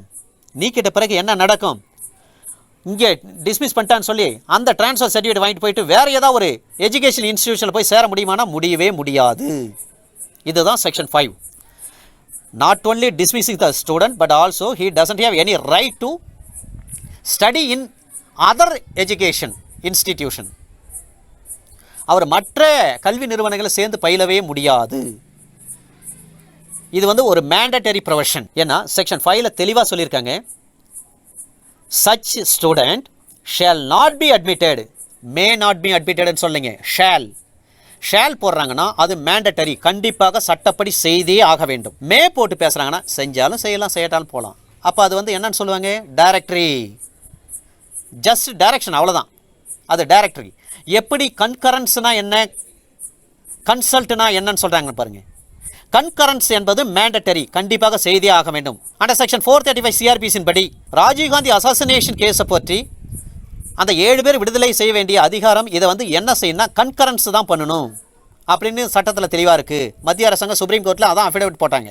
மறைந்த முன்னாள் முதலமைச்சர் மேடம் ஜெயலலிதா அவங்க வந்து சொன்னாங்க 3 நாள் வந்து டைம், அதுக்குள்ளே நீங்கள் விடுதலை பண்ணால் பார்ப்பேன், இல்லை நாங்கள் விடுதலை பண்ணுறோன்னு சொன்னாங்க. போல்டாக பேசுனாங்க அம்மா. உடனே சென்ட்ரல் கவர்மெண்ட் என்ன பண்ணாங்க, ஒரு அஃபிடவிட் ஒன்று தாக்கல் பண்ணாங்க. இல்லைங்க இது கன்கரன்சி, இந்த கேஸ் போட்டது வந்து தடா சட்டம், இந்த ஆக்ட் பார்த்தீங்கன்னா வந்து சிபிஐ தான் கேஸ் போட்டாங்க. அப்போ சென்ட்ரல் பியூரோ ஆஃப் இன்வெஸ்டிகேஷன் அது எப்படி வருது, எந்த சட்டத்தின் கீழே வருதுன்னு பார்த்தீங்கன்னா Delhi special police establishment act 1946 படி சிபிஐ என்ற ஒரு அமைப்பு உருவாக்கப்பட்டது. ஆனால் இது ஸ்பெஷல் ஆக்டை பொறுத்தவரையிலையும் மத்திய அரசாங்கத்துக்கு தான் அதிகாரம் இருக்குன்னு சொன்னாங்க. அந்த இடத்துல என்ன இன்டர்பிரேஷன் ஆஃப் ஸ்டாட்யூட்ஸ் பார்க்கணும். என்றைக்குமே சட்ட பொருள் விளக்கத்தை நாம் தெரிந்து கொள்ள வேண்டும். ஒரு புள்ளி வச்சா கூட அதுக்கு ஒரு காரணம் இருக்கும். சட்டப்படி, சட்ட பொருள் விளக்கத்தின்படி ஒரு புள்ளியோ கமாவோ செமிகோலன் கோலன் எதாக இருந்தாலும் சரி, ஃபுல் ஸ்டாப் எதாக இருந்தாலும் சரி, அதுக்கெல்லாம் ஒரு அர்த்தங்கள் இருக்கிறது சட்டப்படி. அதை போல தான் இந்த செக்ஷனில் டிஸ்மிசல் ஆஃப் ஸ்டூடெண்ட் என்றதில் கடைசியாக சொல்கிறாங்க, such student shall not be admitted in any other educational institution. அவ்வாறு செக்ஷன் 4 படி தண்டிக்கப்பட்ட ஒரு மாணவரை கல்வி நிறுவனம் செக்ஷன் 5 படி டிஸ்மிஸ் பண்ணுறாங்க. டிஸ்மிஸ் பண்ணுறது மட்டும் கிடையாது, அந்த மாணவர் வேறு எந்த நிறுவனத்திலையும் கல்வி நிறுவனத்திலும் சேர்ந்து பயில முடியாது என்று மேண்டட்டரியாக சொல்லிட்டாங்க. Shall not be admitted in any other education. மறக்கக்கூடாது. நீங்கள் செக்ஷன் 5ல் உள்ள முக்கியமான விஷயமே இதுதான், shall not be admitted in any other education institution. Right. Section 6 suspension of student. சரிங்க, அவரை வந்து டிஸ்மிஸ் பண்ணல அந்த கரஸ்பாண்டண்ட்டு, சரி ஒரு பாவம், ஒரு ஸ்டூடெண்ட்டுடைய லைஃப் நம்ம வீணாக்கூடாது, அவரை சஸ்பெண்ட் பண்ணுறாரு. டிஸ்மிஸ் பண்ணுறதுக்கு பதிலாக சஸ்பெண்ட் பண்ணுறாரு. அப்போ சஸ்பென்ஷன் ஆஃப் ஸ்டூடெண்ட்டு பார்த்தீங்கன்னா அதில் என்ன சொல்கிறாங்கன்னா, without prejudice to foregoing provisions whenever any student complaints of ragging to the head of an education institution or, இது ரொம்ப நீண்ட இது வருதுங்க, நான் தமிழில் சொல்லிடுறேன் உங்களுக்கு. அவ்வாறு அவர் பண்ணுறாருன்னா அந்த ஸ்டூடெண்ட்டை நம்ம என்ன செய்யலாம், தற்காலிகமாக அவரை நீங்கள் வந்து கல்வி நிறுவனத்திலேருந்து 10 நாளோ அல்லது 1 மாதமோ உங்களை வந்து சஸ்பெண்ட் பண்ணுறேன்னு சொல்லிடலாம். ஏன்னா இந்த சஸ்பென்ஷனை பொறுத்தவரை இதுக்கு முன்னாடி சட்டத்தில் என்னென்ன சொல்லியிருக்காங்களோ அப்படி சொல்லப்பட்டதற்கு எந்த ஒரு பாதகமும் ஏற்படக்கூடாது. Without prejudice to the foregoing provisions, அதுதான் சொல்கிறாங்க. அப்போ அந்த கல்வி நிறுவனத்துடைய மேலாண்மை பொறுப்பில் யார் இருக்கிறாரோ அந்த கரஸ்பாண்டண்ட்டோ அல்லது சேர்மனோ அல்லது பிரின்ஸ்பலோ அவங்க என்ன செய்வாங்கன்னா இந்த சஸ்பென்ஷன் உத்தரவு போடுறாங்க. அப்படி அந்த சஸ்பென்ஷன் உத்தரவு போட்ட பிறகு அந்த நபர் அது குறித்து என்ன பண்ணும், உடனடியாக விசாரணை செய்ய வேண்டும். இது வந்து இந்த ஆக்டில் வந்து கிடையாது, ஆனால் ரூல்ஸில் இருக்கிறது. அந்த ரூல்ஸில் என்ன சொல்கிறாங்கன்னா செக்ஷன் 6 பொறுத்த வரலையும் ஆக்டில் வந்து இது விஷயம் கிடையாது. ஆனால் ரேகிங், ப்ராகிபிஷன் ஆஃப் ரேகிங் ரூல்ஸ்னு ஒன்று இருக்குது. அதில் சொல்கிறாங்க 3 தினங்களுக்குள் புகார் வந்த 3 தினங்களுக்குள் புகார் கொடுக்கணும். பாதிக்கப்பட்ட நபர் 3 தினங்களுக்குள் 3 days, within 3 days வந்து the victim, யார், who is the victim, that person has to be given his report to the concerned institution, head of the institution within 3 days after the occurrence. அந்த சம்பவத்துக்கு பிறகு 3 தினங்களுக்குள்ளாக அந்த புகாரை போயிட்டு பிரின்சிபால்கிட்டையோ அல்லது சேர்மன்கிட்டையோ அல்லது கரஸ்பாண்டன்ட்கிட்டே புகார் கொடுங்க. ஏன்னா ரேகிங் பண்ணிட்டாங்க அப்படின்னு சொல்லிட்டு அந்த புகார் கிடைக்கப்பட்ட 3 தினங்கள் 3 நாளில் புகார் கொடுக்கணும். ஒரு விஷயம். 2வது விஷயம், அந்த புகாரை பெற்றுக்கொண்ட அந்த மேனேஜ்மெண்ட், அந்த நிர்வாகம், அந்த கல்லூரி நிர்வாகம், அந்த பள்ளி நிர்வாகம் 72 மணி நேரத்திற்குள் என்கொயரி பண்ணணும். 3 நாளில் புகார் கொடுக்கணும், 72 மணி நேரத்துக்குள் என்கொயரி பண்ணணும். 72 மணி நேரம் என்று சொன்னாலும் 3 நாள் தான். அடுத்த 3 நாள் அவர் என்ன பண்ணணும், அந்த எஜுகேஷனல் இன்ஸ்டிடியூஷன் இந்த மாதிரி வந்து ரேக்கிங் பண்ணியிருக்குன்னு சொல்லி உங்கள் மேலே வந்து கம்ப்ளைண்ட் வந்திருக்குன்னு சொல்லி விசாரணை ஆரம்பித்து விசாரணை நடத்தி 3 நாளில் விசாரணை முடிச்சிடணும். SC/ST ஆக்டோ போக்சோ ஆக்டில் என்ன சொல்கிறாங்க, கேஸை 3 மாதம் நடத்தி முடிங்க. NI ஆக்டில் என்ன சொல்கிறாங்க, கேஸை 3 மாதம் நடத்தி முடிங்க ஆஃப்டர் ஃபைலிங் த சார்ஜ் ஷீட். அப்போ பீரியட் ஆஃப் லிமிடேஷன் அங்கே என்ன சொல்கிறாங்க, அதே போல் தான் இங்கேயும் சொல்கிறாங்க. இங்கே 3 நாளில் நீங்கள் நடத்தி முடிக்கணும். உங்கள் கல்லூரிலேருந்து ஒரு மாணவன் வந்து ரேக் பண்ணிட்டான்னு சொல்லிட்டு பாதிக்கப்பட்ட மாணவன் வந்து புகார் கொடுத்தானா அந்த புகாரை பெற்றுக்கொண்ட நீங்கள் அந்த புகார் எப்போ கொடுக்கணும், பாதிக்கப்பட்ட அந்த மாணவர் அந்த பாதிப்பு ஏற்படுத்திய நேரத்திலிருந்து 3 நாட்களுக்குள் புகாரை கொடுக்க வேண்டும். அதே போலவே அந்த புகாரை பெற்றுக்கொண்ட அந்த கல்வி நிறுவனம் 72 மணி நேரத்திற்குள் அதை என்கொயரி பண்ணி முடிச்சாகணும். அந்த 72 மணி நேரம் என்று சொன்னாலும் 3 நாள் தான். அப்படி என்கொயரி பண்ணி முடிச்சிட்ட பிறகு 24 மணி நேரத்தில் அதில் உண்மைத்தன்மை இருக்கின்ற காரணத்தினால் அந்த ரிப்போர்ட் எல்லாத்தையும், அந்த பாதிப்பட்ட மாணவன் கொடுத்த புகார், இவங்க விசாரித்து அந்த விசாரணையில் வந்த ஃபைண்டிங்ஸ், ஃபைனல் என்ன ரிப்போர்ட் வருது, ஃபைனல் ஃபைண்டிங்ஸ். ஏன்னா ஏறக்குறைய வந்து அவங்களை என்னன்னு சொல்லுவாங்கன்னா ஃபேக்ட் ஃபைண்டிங் கமிட்டி என்று சொல்வார்கள், உண்மை கண்டறியும் குழு என்று தான் சொல்ல முடியும். ஏன்னா அந்த மேனேஜ்மெண்ட்டை என்ன சொன்னாங்கன்னா இந்த ரேகிங் நடந்திருக்கா இல்லையான்னு சொல்லிட்டு அதை விசாரித்து அதை உண்மையை கண்டறிவாங்க. அதான் அவங்களுடைய ஃபைனல் அவுட்கம். அவங்க அந்த என்கொயரியினுடைய அவுட்கம் என்ன வருதோ அப்போ இவர் வந்து இவர் ரேகிங் பண்ணியிருக்காரு உண்மைன்னு தெரிய வருது எங்கள் விசாரணையில் அப்படின்னு சொல்லி அதன் அடிப்படையில் இந்த மாணவர் மீது நீங்கள் நடவடிக்கை எடுக்க வேண்டும் சொல்லி 24 மணி நேரத்தில் that institution shall be informed to the police. Maybe கிடையாது சார், ஷால் பி, கண்டிப்பாக. ஆக ஒரு சம்பவம் நடந்து 3 தினங்களுக்குள் பாதிக்கப்பட்டவர் புகார் கொடுக்கணும். அந்த புகாரை பெற்றுக்கொண்ட கல்வி நிறுவனம் 72 மணி நேரத்திற்குள் தன்னுடைய என்கொயரியை நடத்தி முடிச்சு அதனுடைய ரிசல்ட்டை கொடுக்கணும். அந்த ரிசல்ட்டில் உண்மைன்னு தெரிய வரும் பட்சத்தில் அந்த கல்வி நிறுவனம் என்ன பண்ணுவாங்கன்னா 24 மணி நேரத்திற்குள்ளாக சம்பந்தப்பட்ட அந்த ஜூரிஸ்டிக்ஷன் உள்ள காவல் நிலையத்திற்கு புகாரை கொடுத்தே ஆக வேண்டும். ஒரு பப்ளிக் யூட்டிலிட்டி சர்வீஸ் வெஹிக்கல்ல, பொது பயன்பாட்டு வாகனத்தில் ஒரு பெண்ணுக்கு எதிராக ஒருத்தர் தொல்லை கொடுக்குறாரு. ஒரு பஸ்ஸில் போயிட்டு இருக்கிறப்ப அல்லது ஒரு ஆட்டோவில் போயிட்டு இருக்கப்ப பக்கத்தில் உட்காந்துருக்க ஒரு ஆண்மகன் அந்த பெண்ணை வந்து ரொம்ப டிஸ்டர்ப் பண்ணுறாரு, தொல்லை கொடுக்குறாருன்னா என்ன பண்ணும், அந்த ஆட்டோ டிரைவரோ அல்லது கார் டிரைவரோ அல்லது பஸ் டிரைவரோ நேராக பக்கத்தில் எந்த போலீஸ் ஸ்டேஷன் இருக்கோ அந்த போலீஸ் ஸ்டேஷனில் கொண்டு போயிட்டு வண்டியை நிறுத்திட்டு ஆட்டோவில் வந்து சக பெண் பையனுக்கு வந்து ரொம்ப டிஸ்டர்ப் பண்ணுற தொல்லை கொடுத்துருக்காருங்க, ஹராஸ் பண்ணியிருக்காரு அப்படின்னு சொல்லி அவங்க வந்து புகார் கொடுக்கணும். அந்த டிரைவரோ கண்டக்டரோ அல்லது ஆட்டோ டிரைவரோ கார் டிரைவரோ அப்படி கொடுக்கலனா அந்த டிரைவர் மீது அல்லது கண்டக்டர் மீது நாம் தண்டனை விதிக்கப்படும். அது மட்டும் இல்லை அந்த வண்டியும் கான்ஃபிஸ்கேட் பண்ணலாம். இதான் செக்ஷன் 6ல் நீங்கள் உமன் ஹராஸ்மெண்ட் ஆக்டில் நீங்கள் படிச்சிருப்பீங்க. அதே 6 தான் இங்கே இந்த ஆக்டில் பாருங்கள். இந்த ஆக்டில் சஸ்பெண்ட் பண்ணுறாங்க. அதே சமயத்தில் சஸ்பென்ஷன் பண்ணப்பட்ட பிறகு ரூல்ஸில் என்ன விஷயம் சொல்கிறாங்க பாருங்கள். பாதிக்கப்பட்ட நபர் 3 நாளில் கம்ப்ளைண்ட் கொடுக்கணும். கம்ப்ளைண்ட்டை பெற்றுக்கொண்ட கல்வி நிறுவனம் 72 மணி நேரத்துக்குள்ளே அதை விசாரித்து என்கொயரி முடித்து என்ன பண்ணணும், அந்த என்கொயரியில் ஃபைனலாக இவன் வந்து ரேக்கிங் பண்ணான்னு தெரிய வந்துச்சுன்னா அந்த மாணவர் குறித்து 24 மணி நேரத்தில் நியரஸ்ட் போலீஸ்க்கு என்ன பண்ணும், புகார் கொடுத்தே ஆக வேண்டும். 57 நீங்கள் மறக்கக்கூடாது. சிஆர்பிஸில் 24 மணி நேரத்தை ஒருத்தர் கைது செய்தால் 24 மணி நேரத்தில் என்ன பண்ணும், ப்ரொடியூஸ் பண்ணும், கோர்ட்டில் ப்ரொடியூஸ் பண்ணி ஆகணும். Under section 51 of the forest act படி அரெஸ்ட் பண்ணுறாங்கன்னா 24 ஹவர்ஸில் நியரஸ்ட் போலீஸ் ஸ்டேஷனில் அவர் என்ன பண்ணும், ப்ரொடியூஸ் பண்ணும், ஒப்படைக்கணும். அதை போல தான் இந்த என்கொயரி நடத்தி முடித்த 72 மணி நேரத்துக்குள் நடத்தி முடித்த பிறகு அந்த இன்ஸ்டிடியூஷன் 24 மணி நேரத்துக்குள்ளாக காவல் நிலையத்துக்கு தகவல் சொல்ல வேண்டும். இதையெல்லாம் கணக்கு போட்டு பார்த்தா ஏறக்குறைய ஒரு வாரத்தில் இந்த விஷயம்லாம் நடந்து முடிஞ்சிடும். அடுத்ததாக section 7. Under section 7. Under section 7 படி பார்த்தீங்கன்னா இதில் செக்ஷன் 6ல் வந்து கிளாஸ் 1 இருக்குது, கிளாஸ் 2 இருக்குது.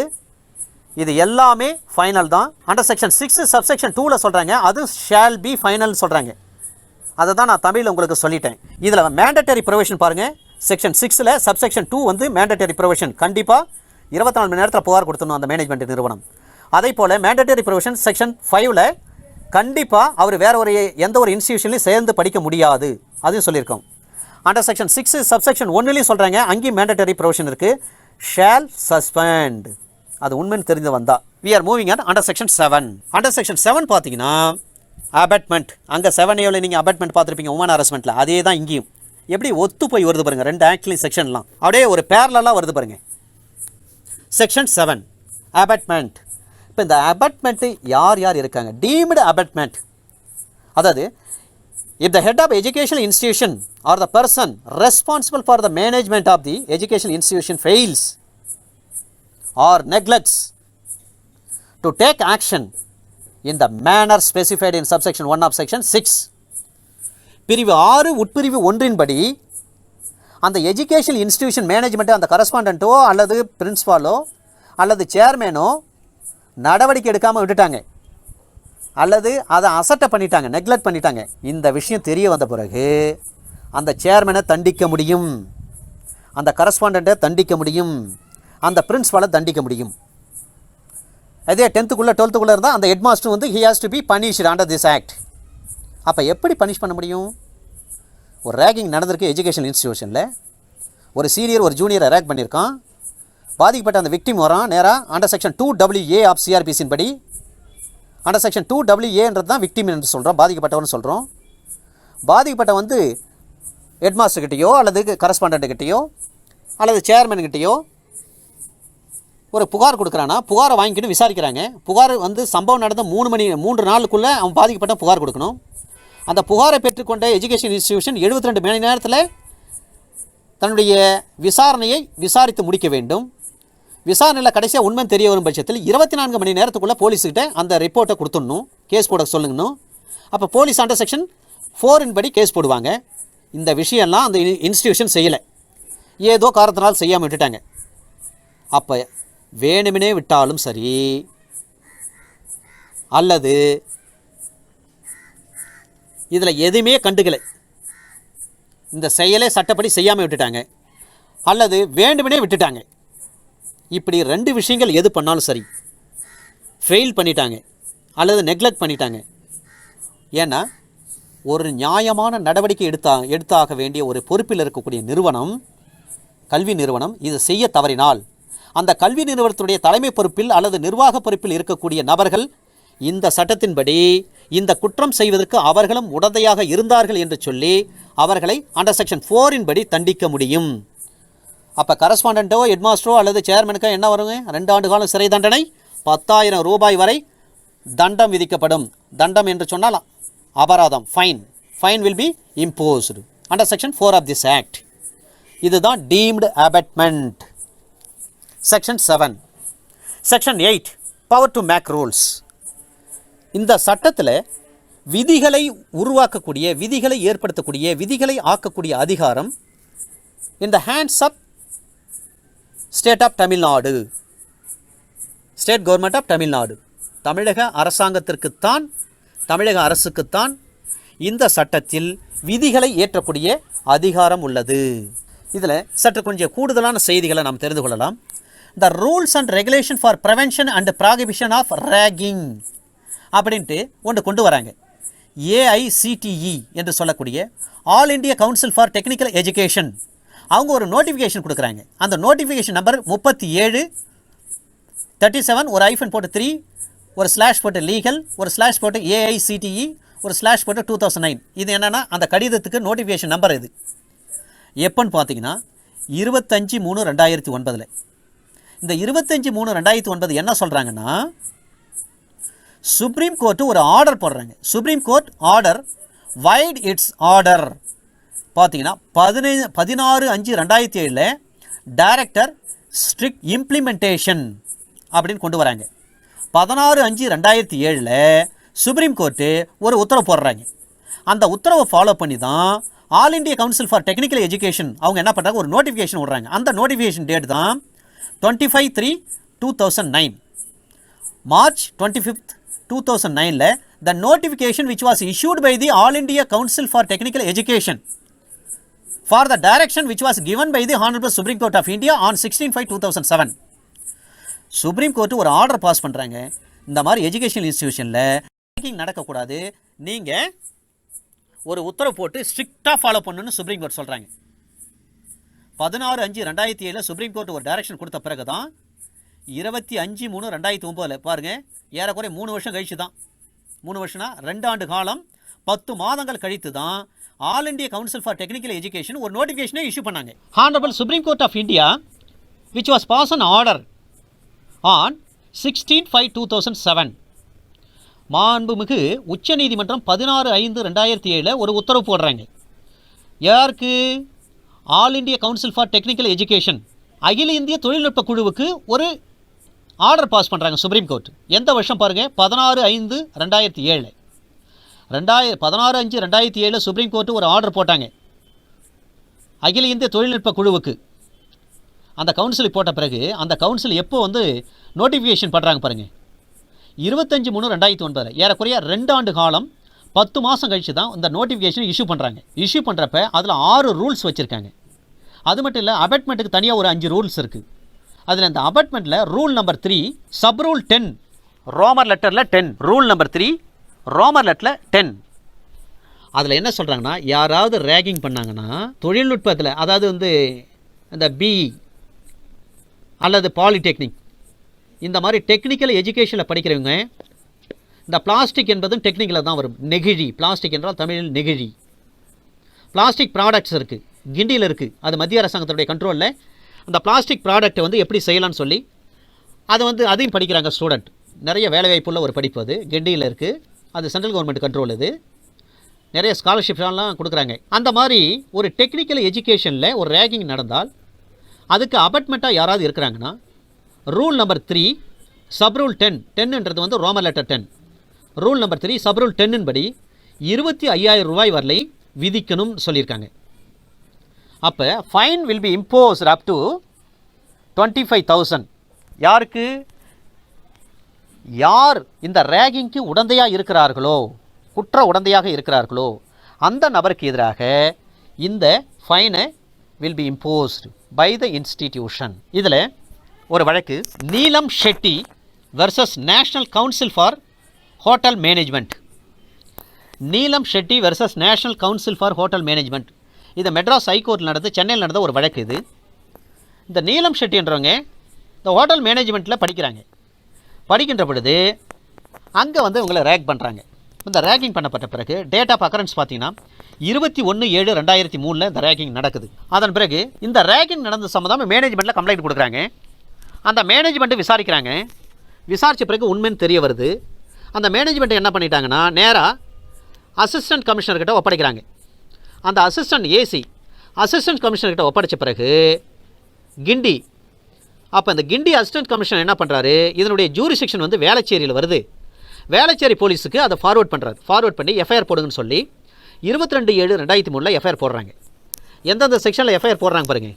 Under section 354, 506 part 2 IPC read with 4 of Ragging Act 1997. இந்த 3 சட்டப்பிரிவில் 354 ஐபிசி உங்களுக்கு நார்மலாக தெரிஞ்ச விஷயம்தான். அவுட்ரேஜிங் தி மாடஸ்டி ஆஃப் விமன், அதாவது ஒரு பெண்ணை வந்து மானபங்கப்படுத்துறாருன்னா அவருக்கு தண்டனை. ஆனால் 509 பார்த்தீங்கன்னா insulting the modesty of woman இருக்கும். அங்கே அவமானப்படுத்துதல், இங்கே மானபங்கப்படுத்துதல். இந்த 2 வார்த்தைகளும் புரிந்து கொள்ள வேண்டும் நல்லா டீப்பாக. ஏன்னா நம்மளுக்கே ஒரு கன்ஃபியூஸ் வரும், என்னங்க 354 இப்படி இருக்குது, அங்கே என்ன 509 அப்படி இருக்குது. இங்கே outraging the modesty of woman இருக்கும். 509 என்ன வார்த்தை இருக்குன்னா insult the modesty of woman இருக்கும். அதே போலவே 34 என்ன வார்த்தை பயன்படுத்தியிருப்பாங்கன்னா in furtherance of common intention என்ற வார்த்தை, காமன் இன்டென்ஷன் என்ற வார்த்தை பயன்படுத்தியிருப்பாங்க. 149 என்ன வார்த்தை பயன்படுத்தியிருப்பாங்கன்னா in furtherance of common object அந்த வார்த்தை பயன்படுத்தியிருப்பாங்க. ஒரு குற்றத்தை செய்ய வேண்டும் என்று பொது நோக்கத்தோடு முன்னெடுத்து செல்லுதல் 149. In furtherance of common object, ஒரு குற்றத்தை செய்ய வேண்டும் என்று பொது நோக்கத்தோடு முன்னெடுத்து செய்தல்.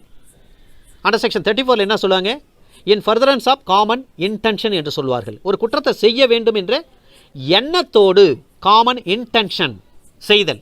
ஆக இங்கே இன்டென்ஷன் வரும், அங்கே ஆப்ஜெக்ட்னு வரும். 34 149 நீங்கள் மறக்காதீங்க. அதே போல் 354 நீங்கள் மறக்காதீங்க, 509 மறக்காதீங்க. ஒரு ஆக்ட் படிக்கிறப்ப இதர விஷயங்களும் சற்று கூடுதலாக நம்ம தெரிந்து கொள்வது மிகவும் மிகவும் பயனுள்ளதாக இருக்கும். செக்ஷன் 506 நார்மலாக உங்களுக்கு தெரிஞ்சது தான். ரொம்ப கடுமையான கொடூரமான ஆயுதங்களை வச்சு அவரை வெட்டிடுவோம் குத்திடுவோன்னு சொல்லி கத்தியை காட்டி மிரட்டுறோம் இல்லைங்களா, அது எல்லாம் அது கூட தான் 506 part 2ல் வரும், ஐபிஎஸில் வரும். இதோடு இணைந்து ரெட் வித் உடன் இணைந்து செக்ஷன் 4 ஆஃப் ரேகிங் ஆக்ட் 1997 படி வழக்கு போட்டாங்க.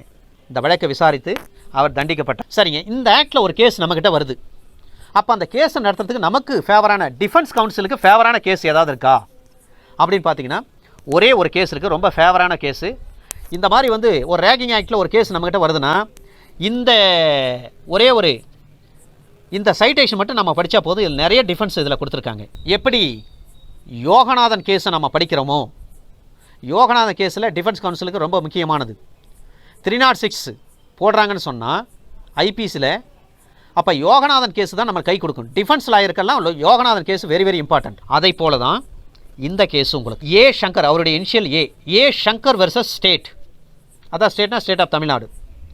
இது இப்போ 2019 வந்த வழக்கு, இது வந்த தீர்ப்பு. இது 20th November 2019, 20/11/2019 வந்தது. இந்த டிஃபென்ஸ் கவுன்சில் யார் இருக்காங்களோ அவங்களுக்கு யூஸ்ஃபுல்லாக இருக்கும் இந்த கேஸ். ஏ சங்கர் வெர்சஸ் ஸ்டேட்.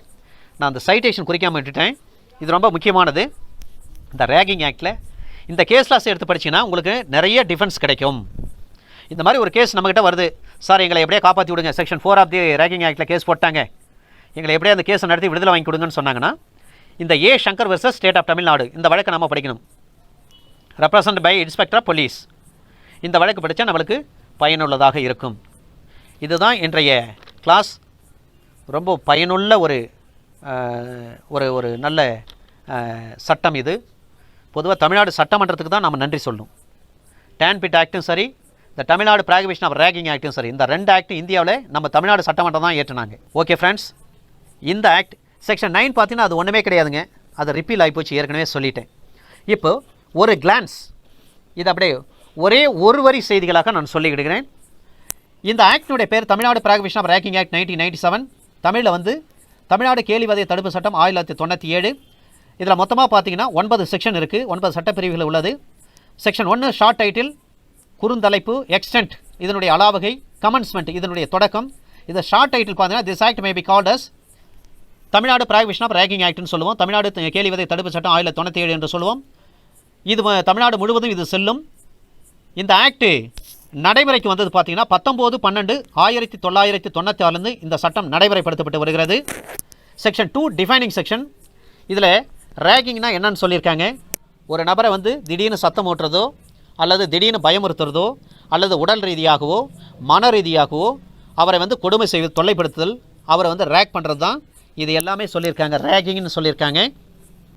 இதில் என்னென்னா teasing, abusing, playing, practical jokes, causing hurt, இப்படிப்பட்ட விஷயங்கள் எல்லாமே ரேகிங்கில் வருது.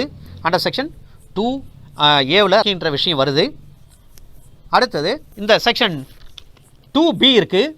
ஒரு ஸ்டூடெண்ட்டை வந்து செய்யக்கூடாத ஒரு வேலையை வந்து செய்யுங்கன்னு சொல்லி ஒரு சீனியர் ஸ்டூடெண்ட்டு ஒரு ஜூனியர் கிட்ட சொல்கிறாருன்னு சொன்னால் அதுவும் ரேகிங் தான். Asking the student to do any act or perform something which such a student will not in the ordinary course willingly do. அடுத்த செக்ஷன் 3, ரேகிங் வந்து எந்த இடத்துலையும் செய்யக்கூடாது, கல்வி நிறுவனமாக இருந்தாலும் சரி வெளியில் இருந்தாலும் செய்யக்கூடாதுன்னு சொல்லி ப்ராகிபிஷனை பற்றி சொல்கிறாங்க. Ragging within or without any education institution is prohibited. Section 4ல் சொல்கிறாங்க, நீங்கள் அப்படி ரேகிங் பண்ணுறீங்கன்னு சொன்னால் அந்த ரேகிங் நேரடியாக பண்ணலாம் அல்லது மறைமுகமாக பண்ணலாம், அல்லது ரேகிங் பண்ணுறதுக்கு நீங்கள் உடந்தையாக இருக்கலாம், அல்லது ரேகிங் பண்ண சொல்லி நீங்கள் ப்ரொபகேட் பண்ணலாம், பரப்புரை பண்ணலாம். விடாதீங்க, நான் இங்கே ரேகிங் பண்ணிட்டேன், அவனை அனுப்புகிறேன், நீங்கள் விடாதீங்க, நீங்கள் ரேக் பண்ணுன்னு சொல்கிறான் பாருங்க. அந்த மாதிரி ப்ரொபகேட் பண்ணுறாங்க, பரப்புரை செய்தாங்கன்னா அவங்களும் தண்டிக்கப்படுவார்கள். அப்படி தண்டிக்கப்படுறாங்கன்னா அவங்களுக்கு 2 ஆண்டு காலம் சிறை தண்டனை. அது மட்டுமல்ல, 2 ஆண்டு காலம் சிறை தண்டனையோடு சேர்த்து 10,000 ரூபாய் வரை அபராதம் விதிக்கப்படும். செக்ஷன் 5 படி டிஸ்மிஸல் ஆஃப் ஸ்டூடெண்ட், அந்த ஸ்டூடெண்ட்டை என்ன பண்ணலாம், செக்ஷன் 4 படி அவர் வந்து ரேக் பண்ணிட்டார்னு சொல்லி தண்டிக்கப்பட்டுட்டார்னா அந்த ஸ்டூடெண்ட்டை அந்த கல்வி நிறுவனத்திலேருந்து டிஸ்மிஸ் பண்ணிடலாம். டிஸ்மிஸ் பண்ணப்பட்ட பிறகு அந்த ஸ்டூடெண்ட் வேறு எந்த கல்வி நிறுவனத்திலும் சேர்ந்து படிக்கவே முடியாது. இது மேண்டட்டரி ப்ரொவிஷன். செக்ஷன் 6 பார்த்தீங்கன்னா சஸ்பென்ஷன் ஆஃப் ஸ்டூடெண்ட்டு, அந்த ஸ்டூடெண்ட்டை என்ன பண்ணலாம், சஸ்பெண்ட் பண்ணலாம். நீங்கள் ரேக் பண்ணியிருக்குன்னு சொல்லி எங்களுக்கு விசாரணையில் தெரிய வருதுன்னு சொல்லிட்டு அவரை சஸ்பெண்ட் பண்ணி வச்சுருப்பாங்க. அந்த சஸ்பென்ஷன் பீரியடில் தான் என்னென்ன நடக்குன்ற விஷயத்தை நான் தெளிவாக சொன்னேன். அதாவது அந்த மேனேஜ்மெண்ட் நிர்வாகத்துக்கு பாதிக்கப்பட்ட நபர் என்ன ரேக் பண்ணிட்டாரு இந்த சீனியர் ஸ்டூடெண்ட்னு சொல்லிட்டு பாதிக்கப்பட்ட நபர் அந்த ரேக் பண்ணப்பட்ட தினத்திலிருந்து 3 நாட்களுக்குள்ளாக புகார் கொடுக்க வேண்டும் மேனேஜ்மெண்ட்டுக்கு. அந்த புகாரை பெற்றுக்கொண்ட அந்த மேனேஜ்மெண்ட் 72 மணி நேரத்திற்குள்ளாக என்கொயரி பண்ணி முடிக்கணும். 72 மணி நேரத்துக்குள்ளே என்கொயரி பண்ணி முடிச்சிட்ட பிறகு ஃபைனல் ரிப்போர்ட் அவுட்கம் பார்த்தீங்கன்னா இவர் ரேக் பண்ணார்னு தெரிய வந்த பிறகு 24 மணி நேரத்தில் அந்த மேனேஜ்மெண்ட்டு கம்ப்ளைண்ட்டை நியரஸ்ட் போலீஸ்க்கு கண்டிப்பாக கொடுத்தே ஆகணும். இது மேண்டட்டரி ப்ரொவிஷன். இது சட்டத்தில் சொல்லப்படவில்லை, ஆனால் ரூலில் இதை சொல்லியிருக்காங்க. இந்த 3 நாளுக்குள்ளே கம்ப்ளைண்ட் கொடுக்கணும், 72 மணி நேரத்துக்குள்ளே என்கொயரி பண்ணி முடிக்கணும், 24 மணி நேரத்தில் இன்ஃபார்ம் டு த போலீஸ் என்பது ரூலில் சொல்லியிருக்காங்க. செக்ஷன் 6 சப்செக்ஷன் 1 மேண்டட்டரி, சப்செக்ஷன் 2வும் மேண்டட்டரி தான். செக்ஷன் 7 வந்து டீம்டு அபட்மெண்ட். இந்த குற்றத்தை செய்கிறாங்க சொல்லி மேனேஜ்மெண்ட் கம்ப்ளைண்ட் கொடுத்துருக்கா பாதிக்கப்பட்டவர், மேனேஜ்மெண்ட் விசாரிக்கிறாங்க. 3 நாளில் கம்ப்ளைண்ட் கொடுத்துட்டா பாதிக்கப்பட்டவன். 72 மணி நேரத்தில் கம்ப்ளைண்ட்டை பெற்றுக்கொண்ட மேனேஜ்மெண்ட் 72 மணி நேரத்தில் விசாரித்து அது உண்மைதான் தெரிய வருது. தெரிய வந்த பிறகு 24 மணி நேரத்தில் அந்த மேனேஜ்மெண்ட் என்ன பண்ணும், போலீஸுக்கு கம்ப்ளைண்ட் கொடுத்துருக்கணும். போலீஸ் கம்ப்ளைண்ட் கொடுக்கல, அந்த என்கொயரி ரிப்போர்ட்டோடு சேர்த்து அந்த பாதிக்கப்பட்ட மாணவன் கொடுத்த அந்த புகார், அந்த என்கொயரி ரிப்போர்ட்டு, என்கொயரியில் என்ன ஃபைண்டிங்ஸ் வந்தோ அந்த ஃபைண்டிங்ஸோடு சேர்த்து என்ன பண்ணும், 24 மணி நேரத்தில் புகார் கொடுக்கணும். அப்படி புகார் கொடுக்காம தவறிவிட்டால், புகார் கொடுக்க வேண்டாம் என்று வேணுமெனே விட்டுட்டா, அப்போ அந்த மேனேஜ்மெண்ட்டுடைய கரஸ்பாண்டண்ட்டோ ஹெட்மாஸ்டரோ அல்லது சேர்மனோ பிரின்ஸ்பாலோ இவங்க எல்லாம் தண்டிக்கப்படுவாங்க. எதன் அடிப்படையில் தண்டிக்கப்படுவாங்கன்னா அண்டர் செக்ஷன் 4 படி அவங்களும் வந்து இந்த குற்றம் செய்வதற்கு இவங்களும் உடந்தையாக தான் இருந்தாங்க அப்படின்னு சொல்லி தண்டிக்கப்படுவாங்க. ஏன் உடந்தையாக இருந்தாங்கன்னா, ஒருத்தன் பாதிக்கப்பட்டிருக்கான் ஸ்டூடெண்ட்டு, அந்த ஸ்டூடெண்ட் பாதிக்கப்பட்ட கம்ப்ளைண்ட் கொடுத்தான், 3 நாளில் கம்ப்ளைண்ட் கொடுத்துட்டான், 72 மணி நேரத்தில் விசாரிச்சிட்டாங்க. விசாரணை உண்மையிலே ரேக் பண்ணியிருக்கான்னு தெரிஞ்சு போச்சு. தெரிஞ்ச பிறகு ஒரு போலீஸ்கிட்ட கொடுக்க வேண்டியது தானே. போலீஸ்கிட்ட கம்ப்ளைண்ட் கொடுக்காம இவங்க மறைக்கிறாங்கன்னா என்ன அர்த்தம்? அப்போ எவன் ரேக் பண்ணானோ அவனுக்கு சப்போர்ட் பண்ணுறாங்கன்னு தானே அர்த்தம். அப்போ எவன் ரேக்கிங் என்ற சட்டத்தால் தடை செய்யப்பட்ட ஒரு செயலை செய்தானோ, கேலிவதையை செய்தானோ, அவனுக்கு உடந்தையாக அந்த குற்றம் செய்வதற்கு இவர்களும் உடந்தையாக இருந்தார்கள் என்று தான் அர்த்தம். சட்டம் அப்படித்தான் கருதும். அப்போ செக்ஷன் 7 படி அந்த ஹெட்மாஸ்டர் அல்லது பிரின்சிபால் அல்லது கரஸ்பாண்டன்ட் அல்லது சேர்மன் இவங்களை தண்டிக்க முடியும். செக்ஷன் 8 வந்து ரூல் மேக்கிங் பவர் வந்து இந்த hands of government of Tamil Nadu. அவ்வளோதான் சார். செக்ஷன் 9 வந்து ரிப்பீல் ஆயிப்போச்சு. இதுதான் இந்த சட்டத்தில் உள்ள முக்கிய பிரிவுகள். Thank you friends. இந்த காணொளி உங்களுக்கு ரொம்பவும் பயனுள்ளதாக இருந்திருக்கும் நான் முழுமையாக நம்புகிறேன். அந்த மாதிரி இருந்திருக்கும் பட்சத்தில் கட்டாயமாக தம்ஸ் அப் பட்டனை ப்ரெஸ் பண்ணி லைக் பண்ணுங்கள். மேற்கொண்டு யார் யாருக்கெல்லாம் அந்த பயனாக இருக்குமோ அவங்க கூட நிச்சயமாக ஷேர் பண்ணுங்கள். இது வரைக்கும் நீங்கள் இந்த சேனலுக்கு சப்ஸ்கிரைப் பண்ணலை அப்படின்னு சொன்னால் கட்டாயமாக சப்ஸ்கிரைப் பண்ணுங்கள். அதே மாதிரி இது குறித்த உங்களுக்கு ஏதேனும் கேள்விகளோ சந்தேகங்களோ இருக்குன்னா நிச்சயமாக கமெண்ட்டில் சொல்லுங்கள். இல்லை இந்த சேனல் குறித்த விஷயங்கள் எது இருந்தாலும் அதையும் கூட நீங்கள் கமெண்ட்டில் சொல்லலாம். அதற்குண்டான என்னென்ன முயற்சிகள் எடுக்கணுமோ அந்த முயற்சிகளையும் எடுப்பதற்குண்டான அனைத்து வேலைகளும் செய்யப்படும். நாம் அனைவரும் ஒருங்கிணைந்து ஒரு கற்றறிந்த சமுதாயத்தை உருவாக்குவோம். நன்றி.